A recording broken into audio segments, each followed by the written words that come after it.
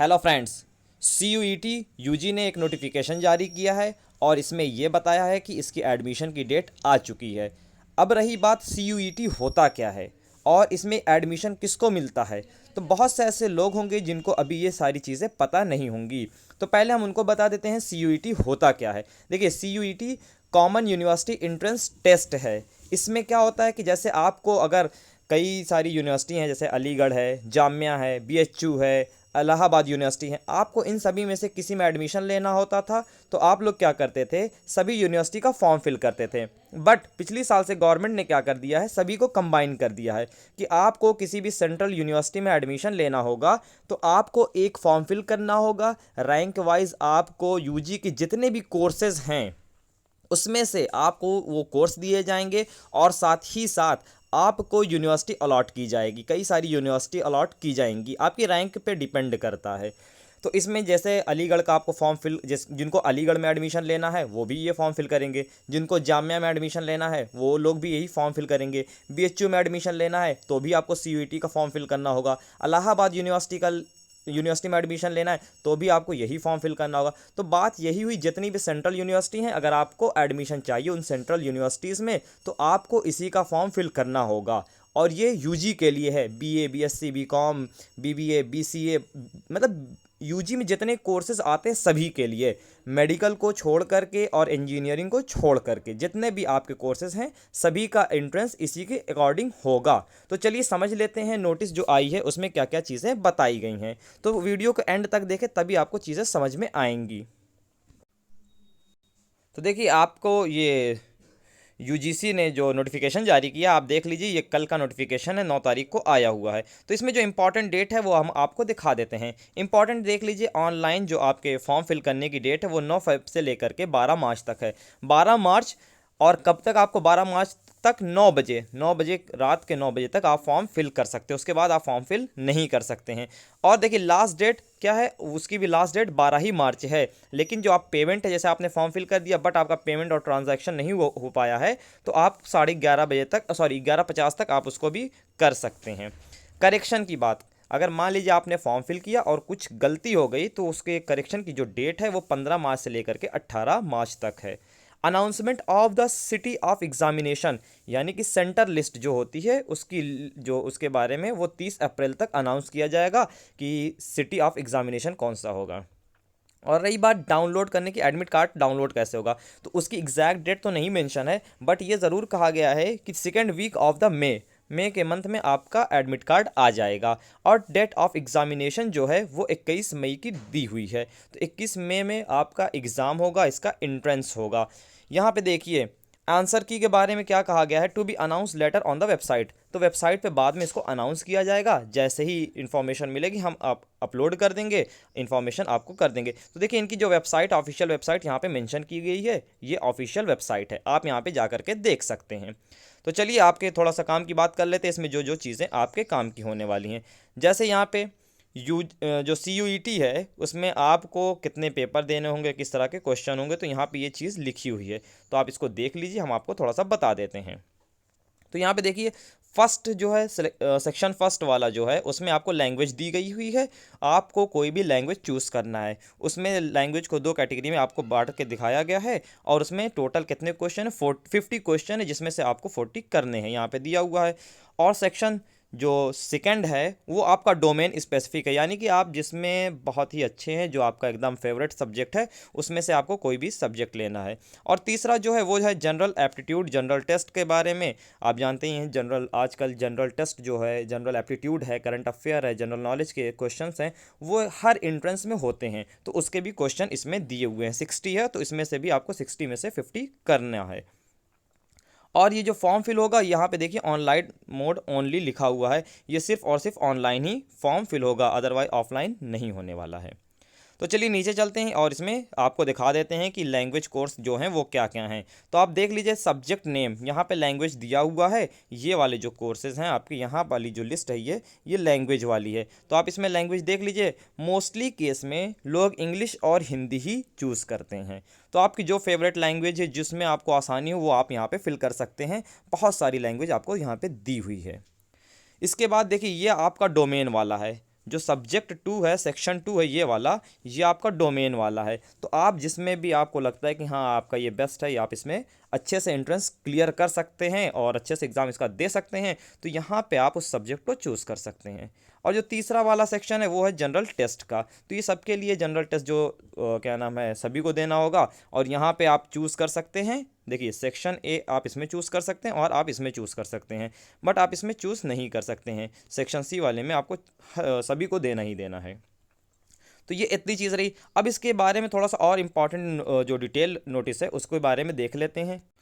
तो देखिए test pattern जो यहाँ पे लिखा हुआ है वो होगा एमसीक्यू, ऑब्जेक्टिव टाइप होगा। और उसके साथ साथ यहाँ पे आपको एक चीज़ और दिखा देते हैं, ये ऑब्जेक्टिव टाइप है। और मोड ऑफ टेस्ट यानी कि टेस्ट का जो मोड होगा वो कंप्यूटर बेस्ड लिखा हुआ है, कंप्यूटर बेस्ड होगा।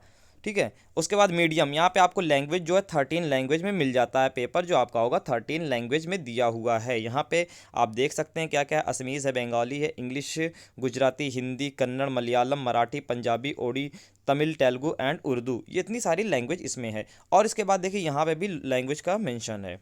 ठीक है। डोमेन सब्जेक्ट क्या होंगे आपके, as per class 12th only syllabus only, जो आपके सिलेबस था 12th क्लास का उसी के अकॉर्डिंग आपको वही डोमेन सब्जेक्ट आप ले सकते हैं।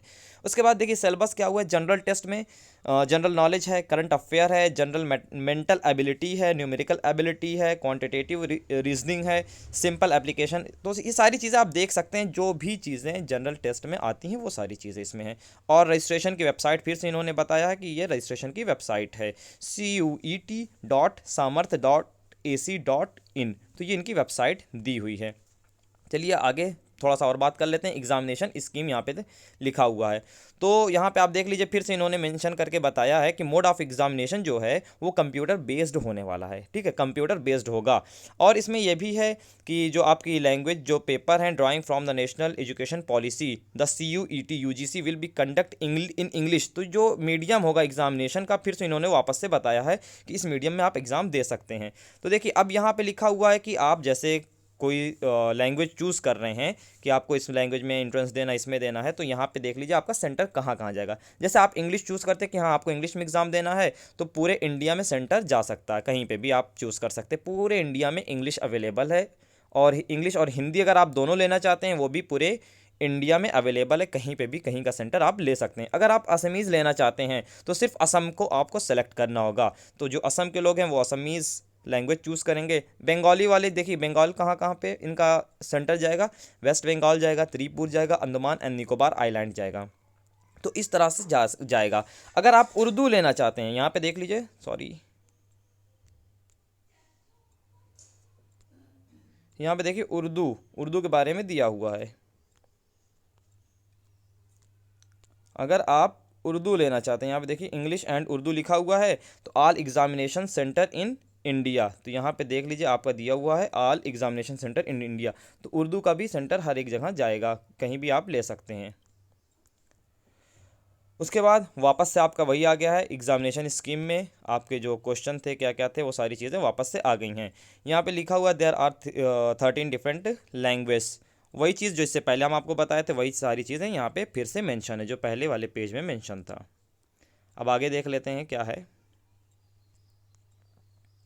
तो यहाँ पे लैंग्वेज के बारे में दिया हुआ है थोड़ा सा, language to be tested through reading comprehensive based on different type of passage, यानी कि आप लैंग्वेज अगर ले रहे हैं तो उसमें क्या क्या चीज़ें होंगी। सिलेबस ऑफ टेस्ट ये है। Domain subject as given on NTA website, यहाँ पे दिया हुआ है। आप सिलेबस अगर डाउनलोड करना चाहेंगे तो यहाँ से जा करके सिलेबस डाउनलोड कर सकते हैं। तो देखिए वापस से फिर जनरल टेस्ट में क्या क्या चीज़ें दी हुई हैं आप यहाँ पे सिलेबस देख सकते हैं। तो ये आपका सिलेबस हो गया कि सिलेबस में आप लैंग्वेज ले रहे हैं तो लैंग्वेज के सब्जेक्ट सिलेबस में क्या क्या रहेगा, लैंग्वेज वाले पेपर में किस तरह के क्वेश्चन आएंगे, डोमेन का सब्जेक्ट है उसमें किस तरह का सिलेबस होगा, किस तरह के क्वेश्चन होंगे, तो यहाँ पे सारी चीज़ें मेंशन है। फिर से उन्होंने अपनी वेबसाइट को बताया है कि आप देख लीजिए, अगर आप वेबसाइट नहीं देखें तो वापस से देख लीजिए। इनकी जो वेबसाइट है यही मेन है, CUET.samarth.ac.in। उसके बाद नेक्स्ट चलते हैं। तो देखिए यहाँ पे एलिजिबिलिटी क्राइटेरिया क्या है इनका है। एलिजिबिलिटी आप सीधा से जान लीजिए, यहाँ पे आपको 12th पास होना है, बस 12th पास होना हो, या फिर 12th में आप अपीयरिंग हो, यानी कि आप 12th पास कर चुके हैं, या फिर 12th का एग्ज़ाम इस बार आप देंगे, तो आप ये फॉर्म फिल कर सकते हैं। ठीक है, इसमें ऐसा कुछ नहीं है कि CBSE वाले फिल कर सकते हैं या फिर यूपी वाले, किसी भी बोर्ड से हो, किसी भी बोर्ड से हो, कोई उससे वो मैटर नहीं करता है। यहाँ पे 10+2 होना चाहिए, यानी कि आप इंटर में होना चाहिए या उसके बराबर आपकी वो डिग्री, यानी कि 12th के बराबर की मार्कशीट होनी चाहिए। अब नेक्स्ट में देखिए यहाँ पे लिखा हुआ है ई एडमिट कार्ड। ई एडमिट कार्ड यहाँ पे लिखा हुआ है कि ई एडमिट कार्ड, यानी कि जो एडमिट कार्ड है वो इंटरनेट पे जो ऑनलाइन इशू होगा उसके बारे में मेंशन किया गया। तो आपका एडमिट कार्ड जो है वो भी CUET.samarth.ac पर आ जाएगा। ठीक, इतनी चीज़ें हैं एडमिट कार्ड को लेकर के। यहाँ पे लिखा हुआ है, यहाँ पे देखिए आप लिखा हुआ है no candidate will be allowed to appear at the examination centre on the date and shift time. जैसे इनकी बात करें तो ये अलग अलग शिफ्ट में ये एग्ज़ाम होने वाला है, तो जिस शिफ्ट में जिस डेट पे आपका एग्ज़ाम होगा आप उसी शिफ्ट में उसी डेट पे उस सेंटर पे जाएंगे, नहीं तो दूसरे डेट पे और दूसरे टाइम पे आपको एंट्री नहीं मिलेगी। अब बात कर लेते हैं कि डेट ऑफ एग्ज़ामिनेशन की। यहाँ पे डेट ऑफ एग्ज़ामिनेशन आप देख सकते हैं 21 से लेकर के 31 मई तक दिया हुआ है, और रिज़र्व डेट जो दी हुई है वो 1 से लेकर के 7 जून की दी हुई है। तो ये 3 स्लॉट में होगा, और अभी इस स्लॉट की डेट कुछ भी आई नहीं है। आगे देखिए मार्किंग स्कीम। अब मार्किंग किस तरह से होगी? मार्किंग स्कीम के लिए यहाँ पे 5 मार्क्स हैं। अगर आपका सही हो रहा है, एक क्वेश्चन अगर आप सही कर रहे हैं तो 5 मार्क्स हैं, और अगर आप गलत कर रहे हैं, एक क्वेश्चन आपका गलत हो रहा है तो -1 मार्क्स हैं, और अगर आप छोड़ दे रहे हैं, उसका आंसर नहीं कर रहे हैं, तो उसके भी 0 मार्क्स हैं, मतलब उसके मार्क्स नहीं मिलेंगे, ना माइनस में होगा ना प्लस में होगा। तो बेटर यही होगा, अगर आपको आ रहा है तो कर दीजिए, नहीं आ रहा है तो छोड़ दीजिए। सेम वही सारी चीज़ें नीचे भी लिखी हुई हैं। तो देखिए अब यहाँ पे रही बात सेंटर की, लिस्ट ऑफ सेंट्रल यूनिवर्सिटीज़। तो सेंट्रल यूनिवर्सिटीज़ जो हैं उसकी लिस्ट यहाँ पे आप देख सकते हैं कितनी यूनिवर्सिटी इसमें है। आप अपने हिसाब से जिस यूनिवर्सिटी को आप चुनना चाहें, लेना चाहें, ले सकते हैं। अलीगढ़ मुस्लिम यूनिवर्सिटी है, असम यूनिवर्सिटी है, बाबा साहेब भीमराव अम्बेडकर यूनिवर्सिटी, बनारस हिंदू यूनिवर्सिटी है, central university of Andhra Pradesh, सारी चीज़ें इसमें लिखी हुई हैं। Jawaharlal Nehru university, Jamia Millia Islamia, Indira Gandhi national tribal university, Manipur university, मौलाना आज़ाद नेशनल उर्दू यूनिवर्सिटी। तो यहाँ पे आप देख लीजिए टोटल 44 सेंट्रल यूनिवर्सिटी हैं। इसके साथ साथ डीन यूनिवर्सिटी है और कुछ प्राइवेट यूनिवर्सिटी भी हैं। टोटल मिलाकर के 100+ हो जा रही हैं। और रही बात अब क्या, इसकी list of examination cities for CUT। तो आपका जो सिटी है किस किस सिटी में होगा, तो आप यहाँ पे देख सकते हैं। आपका अरुणाचल प्रदेश में आप देख सकते हैं, अरुणाचल प्रदेश में कहाँ पे होगा, असम में कहाँ पे होगा, आंध्र प्रदेश में कहाँ पे होगा, और बिहार में कहाँ पे होगा। इस तरह से आप अपना डिस्ट्रिक्ट और डिस्ट्रिक्ट के साथ साथ सिटी देख सकते हैं। अगर हम बात करें उत्तर प्रदेश की, उत्तर प्रदेश से जिस डिस्ट्रिक्ट से हम लोग बिलोंग करते हैं वो आजमगढ़ है, तो इसमें आजमगढ़ का भी मेंशन है। अगर आप CUT का एग्ज़ाम देना चाहते हैं और आप सेंटर लेना चाहते हैं आजमगढ़, तो आपको आजमगढ़ का सेंटर मिल जाएगा। लेकिन शर्त यह है कि आप उसके लिए आप अगर पहले फॉर्म फिल करेंगे, उसमें सेंटर के लिए जगह मिल जाएगी, क्योंकि सेंटर का स्लॉट कई दिया होता है। जो पहले फिल करता है उसको पहले वाले सेंटर दिए जाते हैं। जैसे आपने लेट फॉर्म फिल किया, आपने सेंटर आजमगढ़ को सेलेक्ट किया, बट आपको आजमगढ़ सेंटर नहीं मिला, तो आप ये सोचेंगे कि हमें क्यों नहीं मिला। तो उसका रीज़न ये है कि फर्स्ट वाला सेंटर जो आपने चूज़ किया है, उससे पहले जो लोग फॉर्म फिल किए थे वो भी चूज़ किए थे, तो उनको अलॉट कर दिया गया है। अब वो जगह फिल हो चुकी है, तो आपको सेकेंड वाला सेंटर जो लिस्ट होगी वहाँ पर भेज दिया जाएगा। आगे देखिए, इसमें बस इतना ही था इस वीडियो में। और अगर आपको ये सारी नोटिस चाहिए तो आप जो वेबसाइट बताए हैं वहाँ पे जाकर के ये सारी चीज़ें डाउनलोड कर सकते हैं। बस आज की वीडियो में था। Thanks for watching.